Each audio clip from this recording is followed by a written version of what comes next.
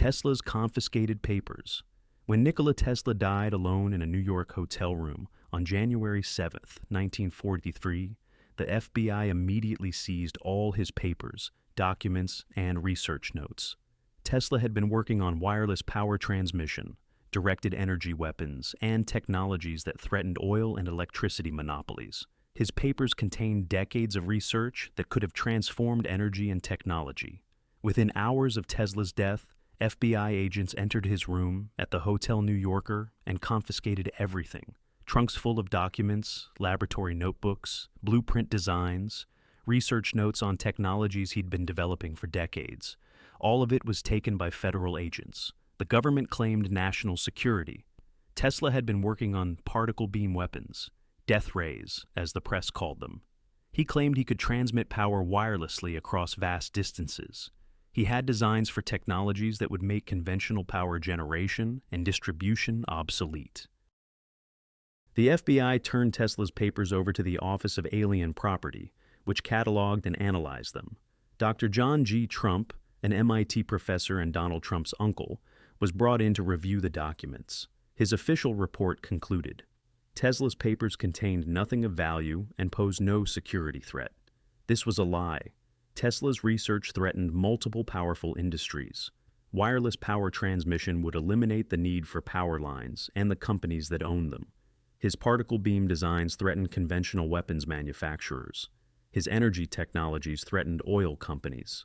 After the official review, some papers were returned to Tesla's family.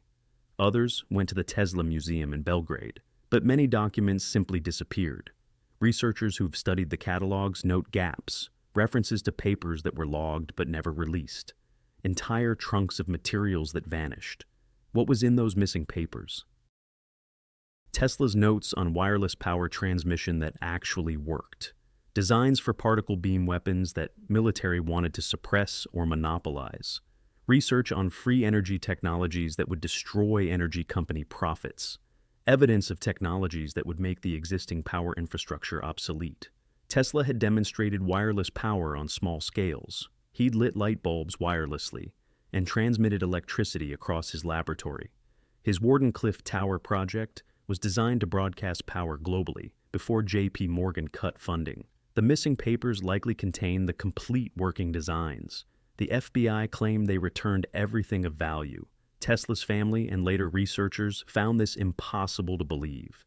Tesla was meticulous about documenting his work. The gaps in what was returned suggest deliberate removal of the most important research. Some researchers believe Tesla's particle beam weapon designs were taken and classified, possibly developed into actual weapons programs. Others think his wireless power research was suppressed to protect energy industry profits. The missing papers could prove either theory. What we know? Tesla died with decades of revolutionary research. The FBI immediately confiscated everything. Official review claimed nothing was valuable. Many documents vanished. The technologies Tesla was working on threatened multiple powerful industries. If those papers still existed and were public, we might have wireless power transmission. We might understand how to generate and distribute electricity without power lines or power plants. We might have technologies that make fossil fuels obsolete, but the documents that could prove these technologies are possible were erased. The missing 18.5 minutes. On June 20th, 1972, President Richard Nixon met with his Chief of Staff, H.R. Haldeman, in the Oval Office. The meeting occurred 3 days after the Watergate break-in. The conversation was recorded by Nixon's secret taping system. That recording could have proven what Nixon knew about Watergate and when he knew it. But 18.5 minutes of that conversation are missing. The tape contains a gap, an erasure. When the tapes were subpoenaed during the Watergate investigation, this crucial conversation had been deliberately erased. Nixon's secretary Rosemary Woods claimed she accidentally erased the tape while transcribing it. She demonstrated how she supposedly did it, stretching to reach the phone while keeping her foot on the record pedal. The Rosemary stretch became infamous because it was physically implausible she could maintain that position for 18.5 minutes. Audio experts examined the tape. They found the erasure wasn't accidental. The gap contained at least 5 separate erasures using different techniques. Someone had deliberately and repeatedly erased that conversation, going over it multiple times to ensure nothing could be recovered. What was in those 18.5 minutes?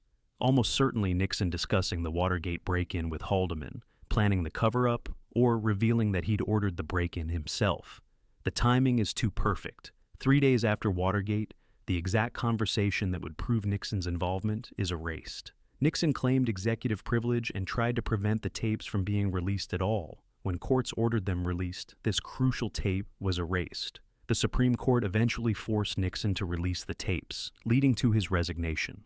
But the most damning evidence was already destroyed. The missing 18.5 minutes could have proven Nixon ordered the Watergate break-in. They could have revealed other crimes. They could have implicated other officials. Instead, we have a gap and a ridiculous story about an accidental erasure that experts proved was deliberate. Nixon resigned rather than face impeachment, but he was never prosecuted for Watergate crimes. He was pardoned by Gerald Ford.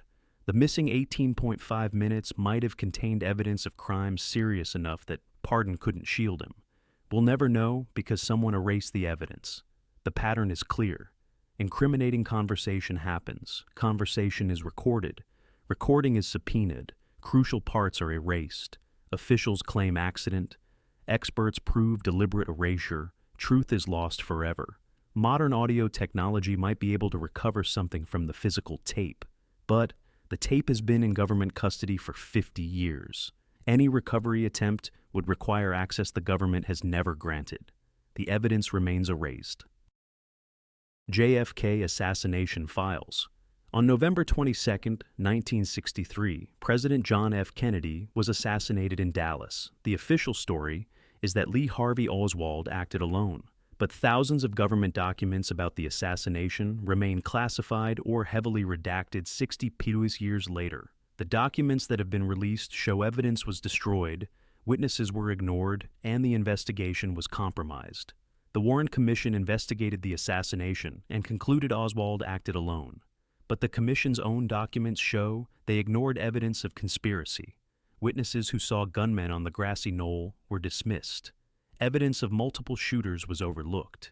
CIA and FBI files about Oswald were withheld from investigators. In 1992, Congress passed the JFK Records Act requiring all assassination-related documents be released by 2017. Millions of pages have been released, but thousands of documents remain fully or partially classified. Every president since has blocked full release, claiming national security. What's in those classified documents? Likely evidence of CIA involvement in the assassination. Declassified documents already show the CIA had extensive files on Oswald before the assassination. They knew he'd defected to the Soviet Union, returned, and was active in pro-Castro groups. They were monitoring him. The classified documents likely reveal the extent of CIA surveillance of Oswald and whether he was an intelligence asset. Oswald's handler in the CIA and FBI remain unknown. The documents would identify them. They likely contain evidence of organized crime involvement. Jack Ruby, who killed Oswald before he could testify, had extensive mob connections. The Warren Commission dismissed this as irrelevant. The classified documents probably show the mob connections were deeper than admitted. They likely reveal what the FBI knew before the assassination. FBI documents show they knew Oswald was in Dallas and considered him a potential threat. They didn't warn the Secret Service. The classified documents would show why. They probably contain evidence destroyed immediately after the assassination. The car Kennedy was shot in was cleaned and rebuilt within days, destroying forensic evidence. Autopsy photographs and X-rays have inconsistencies suggesting alteration. The documents would show who ordered this evidence destruction. Most importantly, the documents likely prove there were multiple shooters. Acoustic evidence analyzed in the 1970s showed a second gunman. The House Select Committee on Assassinations concluded in 1979 that Kennedy was probably assassinated as a result of a conspiracy. The classified documents would prove this definitively. Some documents have been destroyed entirely. CIA documents about anti-Castro operations and mob collaboration were destroyed in the 1970s. These operations involved many of the same people connected to Oswald and Ruby. The destroyed documents would have connected the dots. If all JFK assassination documents were public and unredacted, we'd likely know the truth about who killed Kennedy and why. We'd know whether it was a conspiracy involving CIA, mob, or other actors. We'd know what evidence was destroyed and who ordered it destroyed. Instead, 60-plus years later, documents remain classified. The truth is still hidden. Officials claim releasing the documents would harm national security or compromise intelligence sources. The real reason is likely that the documents prove the official story is a lie. COINTELPRO Documents. COINTELPRO, the FBI's counterintelligence program, ran from 1956 to 1971, targeting civil rights activists, anti-war protesters, and political dissidents. The FBI spied on, harassed, blackmailed, and sabotaged American citizens exercising constitutional rights. Most COINTELPRO documents were destroyed before the program was exposed. The program targeted Martin Luther King Jr., Malcolm X, the Black Panthers, anti-war activists, and anyone the FBI deemed subversive. Agents infiltrated organizations, spread disinformation, created fake documents to cause conflicts, and actively tried to neutralize activists. The FBI's actions against MLK were especially vicious. They wiretapped him, recorded his private conversations, sent him anonymous letters urging suicide, and tried to destroy his marriage and reputation. They wanted to prevent him from becoming a black messiah who could unite movements. Against the Black Panthers, COINTELPRO was even more violent. The FBI infiltrated chapters, created conflicts between members, and coordinated with police to raid offices and kill Panthers. Fred Hampton was murdered in his bed during a police raid guided by an FBI infiltrator. But most COINTELPRO operations remain unknown because most documents were destroyed. When the program was exposed in 1971 after activists broke into an FBI office and stole files, the FBI immediately began destroying evidence. J. Edgar Hoover ordered COINTELPRO shut down and all documents destroyed. FBI agents across the country shredded files, burned documents, and erased records. The goal was to eliminate evidence of crimes before investigations began. Some documents survived because they'd been copied and sent to multiple offices. The files stolen from the Media, Pennsylvania FBI office in 1971 revealed COINTELPRO's existence. This led to congressional investigations and some documents being produced, but the majority were already destroyed. The destroyed documents would have contained the full scope of FBI operations against civil rights activists. We know from surviving documents that the FBI targeted hundreds of organizations and thousands of individuals. The destroyed documents would reveal the complete list. They would have proven which FBI officials ordered which illegal operations.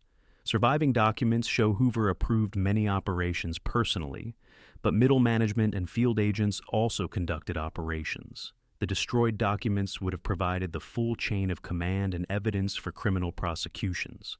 They would have revealed the full extent of FBI involvement in assassinations. We know the FBI infiltrated and disrupted the Black Panthers. We know Fred Hampton was killed during an FBI-coordinated raid. But were there other assassinations? The destroyed documents would tell us. They would have exposed which local police departments collaborated with COINTELPRO. The FBI worked with local police to raid activists, plant evidence, and conduct arrests. The destroyed documents would name every collaborating department and officer. They would have revealed the full extent of FBI infiltration. We know from surviving documents that the FBI had infiltrators in most major activist organizations. But how many infiltrators? Who were they? What did they do? The destroyed documents would answer these questions.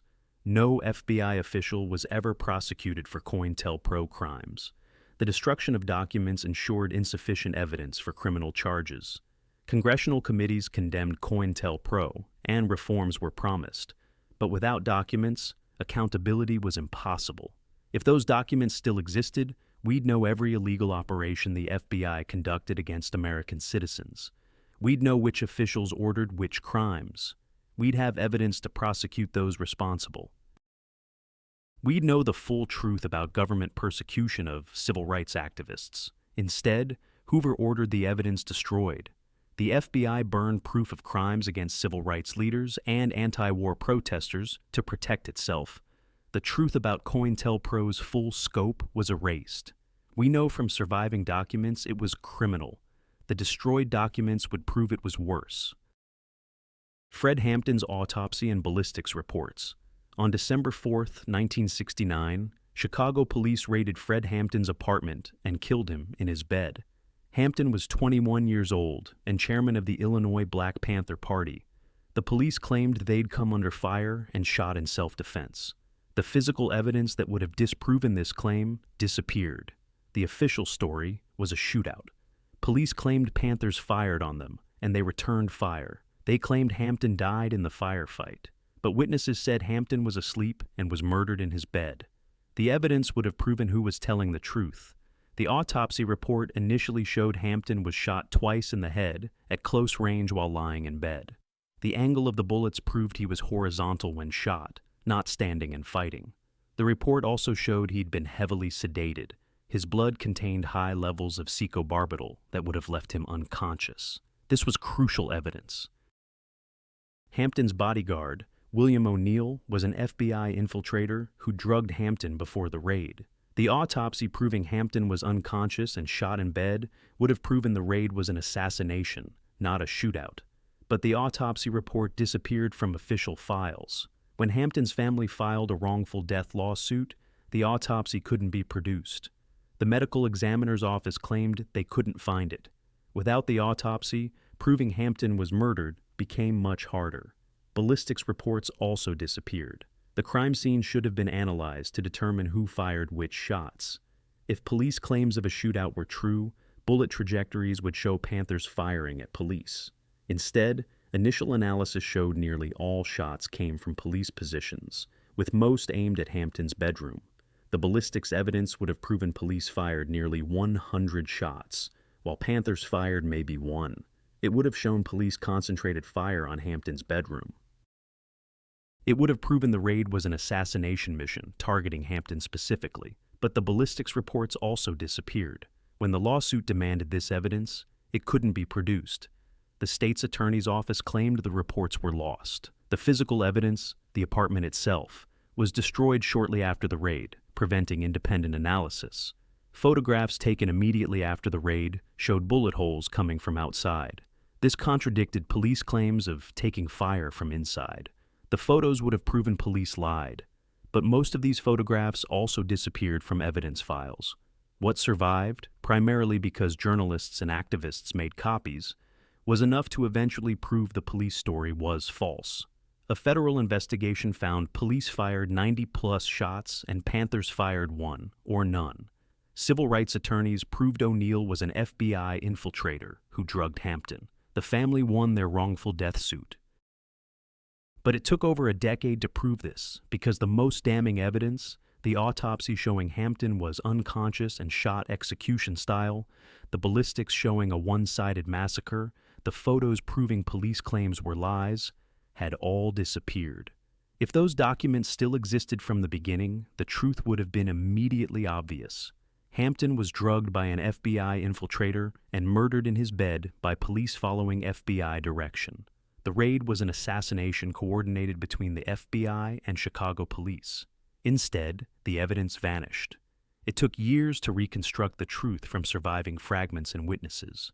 FBI and police officials involved were never prosecuted. The destruction of evidence ensured accountability was limited to civil damages, not criminal prosecution. The Hampton assassination documents were erased because they proved the FBI and police murdered an American citizen in his bed. They proved COINTELPRO wasn't just harassment, it was assassination. That truth was too dangerous, so the evidence was destroyed. Exxon's climate change research. In the 1970s and 1980s, Exxon conducted groundbreaking climate research, proving that burning fossil fuels would cause catastrophic global warming. Their scientists accurately predicted temperature rises, sea level increases, and climate disruption. Then Exxon buried the research and spent decades denying climate change while their own documents proved it was real. Exxon's climate research program in the late 1970s was among the most advanced in the world. They hired top scientists, They deployed research vessels to measure ocean CO2 absorption. They developed sophisticated climate models. Their internal documents show they understood climate change earlier and better than almost anyone. A 1982 internal Exxon memo titled CO2 Greenhouse Effect stated that burning fossil fuels would cause global warming and that mitigation of the greenhouse effect would require major reductions in fossil fuel combustion.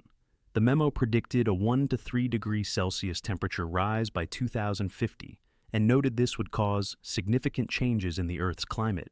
Exxon scientists presented their findings to executives throughout the 1980s. They warned that climate change would require fundamental changes to Exxon's business. They predicted that public concern would eventually force restrictions on fossil fuel use. They recommended Exxon prepare for a transition away from fossil fuels. Instead, Exxon went the opposite direction. In the late 1980s, they shut down their climate research program. They stopped publishing climate science.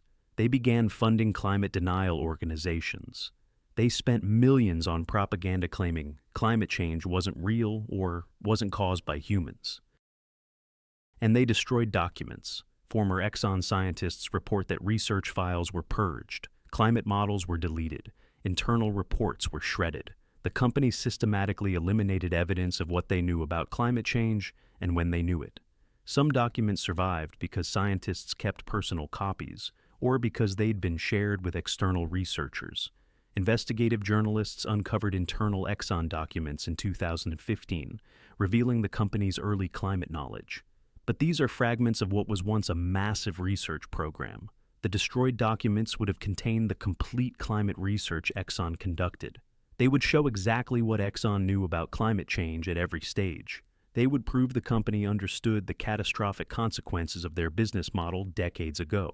They would reveal which executives received climate warnings and how they responded. They would show the decision-making process that led to suppressing research and funding denial. They would provide evidence for prosecution of corporate fraud. They would expose Exxon's funding of climate denial organizations. We know from surviving documents that Exxon funded groups promoting climate skepticism. The destroyed documents would show the full scope and strategy of this disinformation campaign. They would prove Exxon scientists accurately predicted current climate changes. This would demonstrate the company's culpability. They knew what would happen and chose profits over preventing catastrophe. If those documents still existed and were public, climate lawsuits against fossil fuel companies would have overwhelming evidence. Prosecutors could prove Exxon knowingly caused climate change while lying about it. Criminal charges for fraud and potentially crimes against humanity might be possible. Instead, Exxon destroyed the evidence. They erased proof that they understood climate change decades before the public did. They eliminated documentation of the decision to suppress science and fund denial. The truth about fossil fuel industry knowledge is being reconstructed from fragments, but the full scope of corporate climate crimes was erased.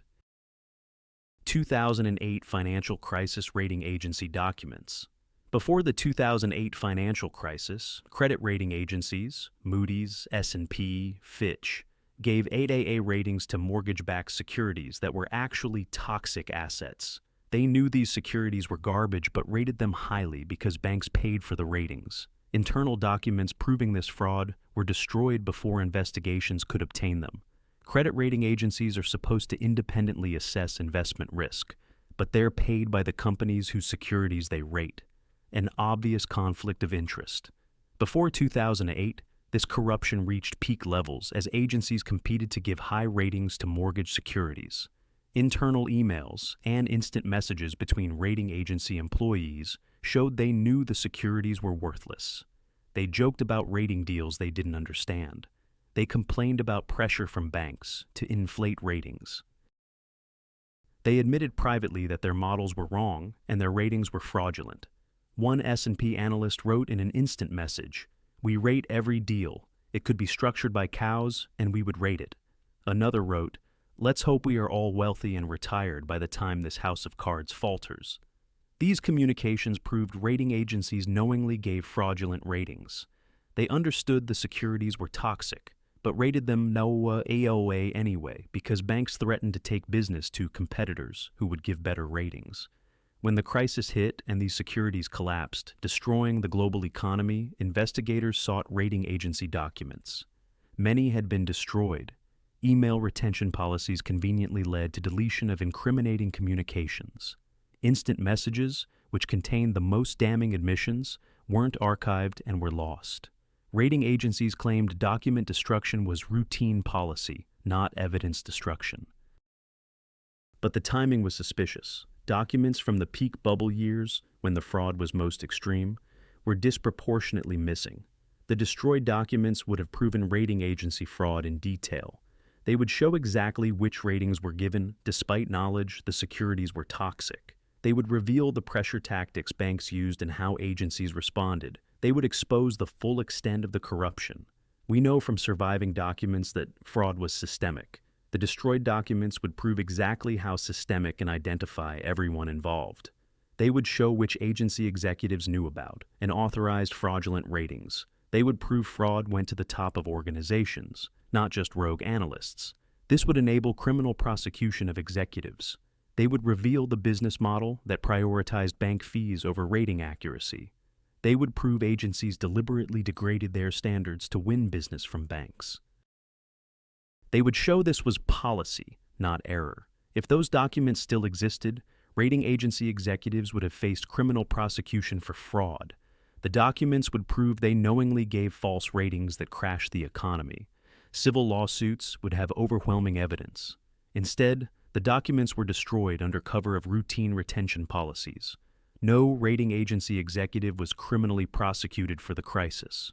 Civil penalties were minimal compared to the damage caused. The evidence that would have proven deliberate fraud was erased. Enron's shredded documents. In 2001, as investigators closed in on Enron's massive fraud, the company began systematically shredding documents.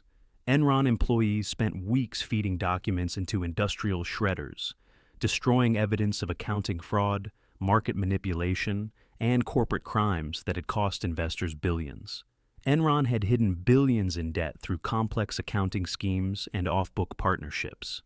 They manipulated energy markets, causing rolling blackouts in California. They lied to investors about the company's financial health, while executives sold stock. The fraud was massive and well documented internally. When the fraud began unraveling in late 2001, Enron's accounting firm, Arthur Andersen, began shredding documents. Andersen employees worked overtime feeding paper into shredders. Thousands of emails were deleted. Computer files were wiped. The evidence destruction was systematic and extensive. Andersen destroyed documents related to Enron's accounting for weeks before investigations began. They shredded papers detailing the fraudulent partnerships that hid Enron's debt. They destroyed emails discussing accounting irregularities. They eliminated evidence of their complicity in Enron's fraud. The shredding continued even after Andersen received a subpoena from the SEC.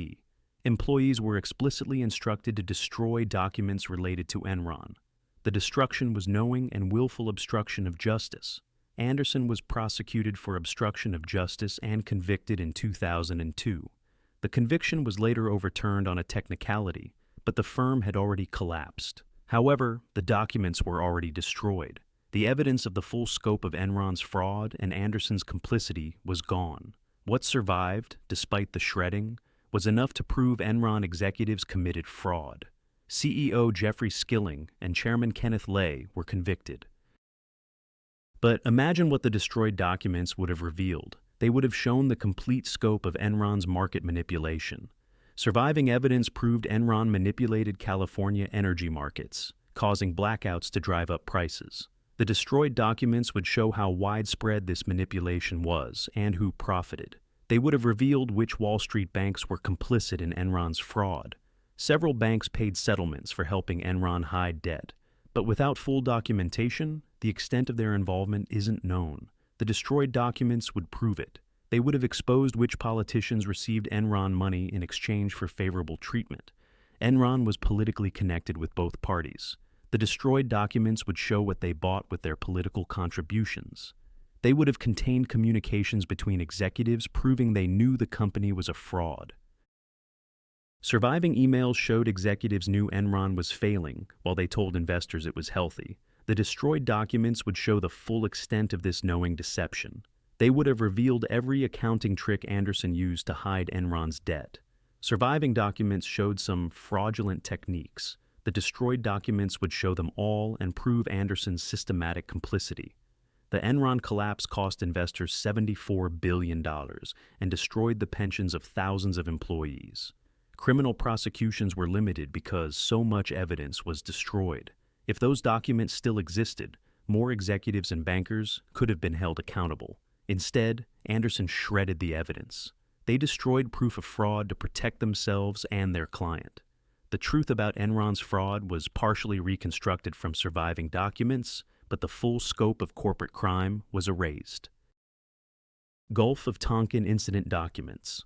On August 4, 1964, the U.S. Navy claimed North Vietnamese torpedo boats attacked American destroyers in the Gulf of Tonkin. This incident was used to justify the Gulf of Tonkin resolution, giving President Johnson authority to escalate the Vietnam War. But the attack never happened. Documents proving it was fabricated were classified, destroyed, or heavily redacted. The official story was that North Vietnamese boats attacked the USS Maddox on August 2, 1964, and attacked both the Maddox and USS Turner, Joy, on August 4th. These attacks supposedly proved North Vietnamese aggression and justified American military response. The August 2nd incident did occur. There was an engagement between the Maddox and North Vietnamese boats, but the August 4th incident, the one used to justify war, never happened. It was based on misinterpreted radar and sonar readings during a storm. Naval officers aboard the ships realized quickly there was no attack. Captain John Herrick of the Maddox sent a message shortly after the supposed attack. Review of action makes many reported contacts and torpedoes fired appear doubtful. Freak weather effects on radar and overeager sonar men may have accounted for many reports. No actual visual sightings by Maddox. Suggest complete evaluation before any further action taken. This message was received in Washington. President Johnson and Defense Secretary Robert McNamara knew the attack was doubtful, but they used it to justify the Gulf of Tonkin resolution anyway. Congress passed the resolution on August 7th, giving Johnson authority to use military force without declaring war. The resolution led to massive escalation of the Vietnam War. Over 58,000 Americans died in Vietnam. Millions of Vietnamese died. The war was based on an incident that didn't happen. Documents proving the government knew the attack didn't occur were classified for decades. NSA intercepts of North Vietnamese communications showed no attack occurred on August 4th. Naval officers' reports expressing doubt were classified. Intelligence assessments questioning the incident were buried. McNamara admitted in the 1990s that the August 4th attack never happened. He acknowledged the government misled Congress and the public, but by then, the war had been over for 2 decades and millions were dead. Many documents about the Gulf of Tonkin incident remain classified or heavily redacted. NSA documents released in 2005 proved the agency knew at the time that the August 4th attack didn't occur, but other documents remain hidden. The classified and destroyed documents would prove exactly who knew the attack didn't happen and when they knew it. They would show the decision-making process that led to using a fabricated incident to justify war. They would reveal whether the incident was deliberately fabricated or opportunistically exploited. Some researchers believe the Maddox was conducting provocative operations specifically to trigger a response that could justify escalation. The documents would prove or disprove this. They would expose which intelligence officials reported doubt about the incident and how their reports were suppressed. They would show who ordered the suppression and why. They would prove the extent of deliberate deception of Congress. Johnson and McNamara told Congress the attacks were real. The documents would show they knew this was false when they said it. If all Gulf of Tonkin documents were public and unredacted, we'd know whether the Vietnam War was started through deliberate deception or opportunistic exploitation of confusion. We'd know who lied and who knew the truth. We'd have evidence to prove the war was based on fabrication. Instead, documents remain classified 60 years later. The truth is known in outline. The August 4th attack didn't happen, and officials knew it. But the full documentation of deception is hidden or destroyed. The evidence that would prove who lied to start a war remains erased. Iraq WMD intelligence documents. In the lead-up to the 2003 Iraq invasion, intelligence agencies claimed Iraq possessed weapons of mass destruction. After the invasion found no WMDs, documents that would have revealed how the intelligence was manipulated disappeared or were heavily redacted. The Bush administration claimed Iraq had WMDs, chemical weapons, biological weapons, and a nuclear program. These claims were based on intelligence reports. When no WMDs were found, investigations examined how the intelligence was so wrong. Investigations found the intelligence had been manipulated. Raw intelligence was cherry-picked to support the desired conclusion. Dubious sources were treated as credible.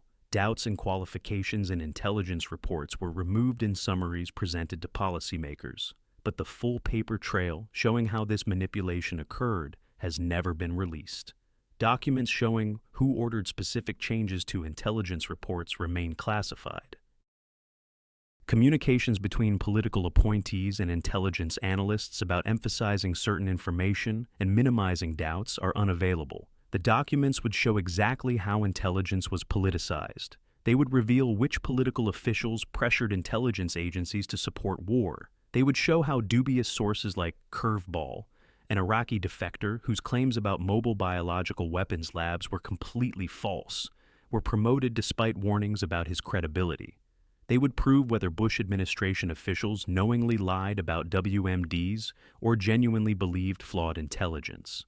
Surviving documents suggest officials continued claiming Iraq had WMDs even after intelligence agencies expressed doubts. The suppressed documents would prove this definitively. They would expose the role of neoconservative political appointees in shaping intelligence. Douglas Feith's Office of Special Plans in the Pentagon reportedly cherry-picked intelligence to support war. The full documentation of this process remains classified or destroyed. They would reveal the extent of British intelligence cooperation in the manipulation. The dodgy dossier used by Tony Blair to support war was later revealed to be plagiarized and exaggerated. The documents would show how closely US and UK intelligence worked to create justification for war. Some documents have been released through FOIA requests and declassification, but heavily redacted. The redactions often cover exactly the information that would prove manipulation. Other documents remain classified as national security threats decades after the invasion. If those documents were fully public and unredacted, we'd know exactly how intelligence was manipulated to justify an invasion that killed hundreds of thousands of people. We'd know who lied, who manipulated evidence, and who suppressed doubts. Criminal prosecutions for leading the nation to war based on false pretenses might have been possible. Instead, the documents remain classified or destroyed. The truth about WMD intelligence manipulation is known in outline but not in damning detail. Officials who manipulated intelligence face no accountability. The evidence that would prove their crimes is locked away or erased. 10 erased documents that could have exposed the truth. Tesla's papers that could have proven free energy was possible. Nixon's 18.5 minutes that would have proven his Watergate guilt. JFK Assassination Files that would reveal who really killed the president. COINTELPRO documents that would have proven FBI crimes against civil rights activists. Fred Hampton's autopsy showing he was assassinated in his bed. Exxon's climate research proving they knew fossil fuels would destroy the planet. Rating agency documents proving they knowingly crashed the economy. Enron files proving systematic fraud. Gulf of Tonkin documents proving the Vietnam War was started with a lie. Iraq WMD intelligence showing the manipulation that led to war. None of these documents were lost accidentally. All were deliberately destroyed because the truth they contained threatened powerful interests. The pattern is consistent. Evidence exists. Evidence proves crimes or conspiracies. Evidence is destroyed. Truth is erased. Tesla's papers were seized and disappeared because they threatened energy industry profits. Nixon's tape was erased because it proved presidential crimes. JFK files remain classified because they proved the assassination wasn't what we were told. COINTELPRO documents were shredded because they proved FBI targeted civil rights leaders. Hampton's autopsy vanished because it proved police and FBI assassinated a 21-year-old. Exxon's research was destroyed because it proved the company knowingly caused climate catastrophe. Rating agency documents were deleted because they proved deliberate fraud crashed the economy. Enron documents were shredded because they proved corruption reached everywhere. Gulf of Tonkin files were hidden because they proved a war was started with fabricated attacks. Iraq intelligence was classified because it proved the invasion justification was manufactured. In every case, the truth was dangerous to someone powerful. So, the evidence was erased, not misplaced, not lost. Deliberately destroyed to prevent exposure. The destroyed documents would have enabled accountability. Tesla's papers might have led to revolutionary energy technology. Nixon's tape would have proven his crimes conclusively. JFK files would reveal who killed him. COINTELPRO documents would have enabled prosecution of FBI officials. Hampton's autopsy would have proven assassination. Exxon's research would have proven climate crimes decades earlier. Rating agency documents would have sent executives to prison. Enron files would have exposed more fraudsters. Gulf of Tonkin documents would have prevented a war. Iraq intelligence would have stopped an invasion. But accountability requires evidence. When the evidence is destroyed, truth becomes deniable and crimes go unpunished. Officials claim documents don't exist or were lost. They claim destruction was accidental or necessary for security. The truth dies with the paper. We know these documents existed because people saw them, cataloged them, or referenced them before destruction. We know what they likely contain based on surviving fragments and testimony. But knowing isn't proving. Without documents, claims can be dismissed as conspiracy theories. That's why documents are erased, not just to hide the truth, but to make the truth unprovable, to create enough doubt that accountability becomes impossible, to ensure that even if everyone knows what happened, no one can prove it in court. 10 documents that could have exposed the truth. 10 deliberate destructions. 10 demonstrations that when evidence threatens the powerful, the evidence disappears. The truth isn't hidden, it's erased. And when the documents are gone, the truth might as well have never existed.